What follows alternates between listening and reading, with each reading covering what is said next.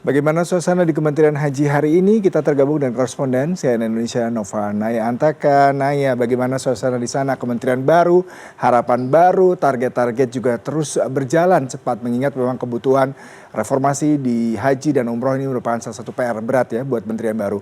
Adakah informasi terkaitan ini dan Anda apakah sempat berbincang dengan menteri yang baru ini ya? Naya.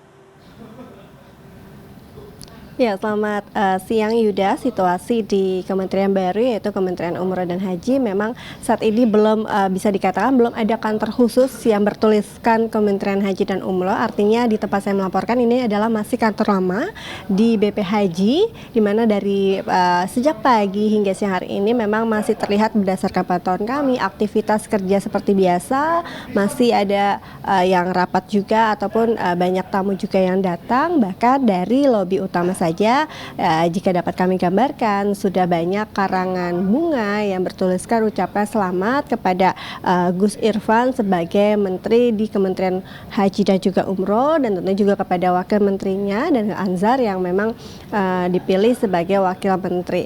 Dan Gus Irfan sendiri sebelumnya menjabat sebagai Kepala Badan Penyelenggaraan Haji Kementerian Agama sejak Oktober 2024, di mana dalam posisinya itu tentunya ia bertanggung jawab atas pengelolaan teknis dan juga keuangan penyelenggaraan ibadah haji mulai dari persiapan keberangkatan hingga pemulangan jamaah. Tentunya pengalamannya ini memimpin BP Haji menjadi salah satu alasan utama pemilihan atau penunjukan Gus Irfan ini sebagai Menteri Haji dan juga Umroh, di mana pria kelahiran Jombang 24 April 1962 ini juga merupakan cucu pendiri Nahdlatul Ulama dari Kiai Haji Hashim Asy'ari, di mana sejak muda ia sudah menempuh pendidikan di Jombang hingga SMA. Kemudian ia juga aktif di pesantren. Gus Irfan juga berpengalaman di dunia keuangan. Ia pernah menjadi komisaris di PT BPR Tebu Ireng selama 2 dekade, kemudian juga menjadi wakil ketua lembaga perekonomian NU yang fokus pada pemberdayaan ekonomi. Sementara itu di dalam dunia politik sendiri Gus Irfan tercatat sebagai kader Partai Gerindra.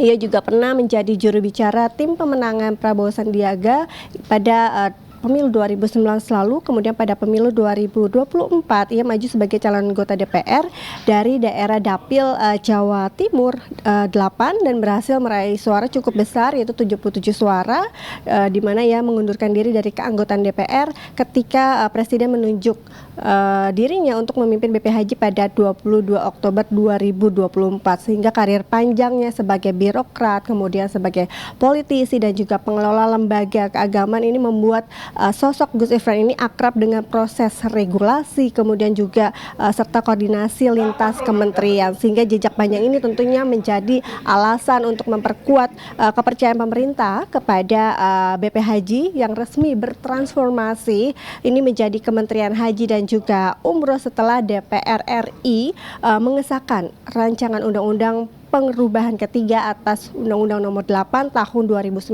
pada 26 Agustus 2025. Tentunya tujuan pembentukan Kementerian Haji dan Umroh ini bisa menandai era baru dari penyelenggaraan ibadah haji dan juga umroh di Indonesia, dengan tentunya dengan hadirnya Kementerian Haji dan Umroh ini tentunya pemerintah berkomitmen untuk bisa memperbaiki tata kelola haji yang lebih transparan, kemudian yang lebih akuntabel dan juga efektif, sehingga tentunya Gus Irfan ini memikul tanggung jawab yang tidak ringan, artinya tanggung jawabnya cukup besar untuk memastikan pelayanan bagi jutaan jamaah Indonesia ini semakin berkualitas. Selain itu juga sosok dari Danhil Ansar Simanjuntak ini juga didapuk atau dilantik oleh Presiden Prabowo sebagai Wakil Menteri Haji dan Umroh, di mana Kementerian ke-49 yang baru dibentuk lewat RUU Haji dan Umroh ini dilantik bersama Gus Irfan ini memang juga memiliki peran yang juga penting, di mana ia berada di bawah Kementerian Agama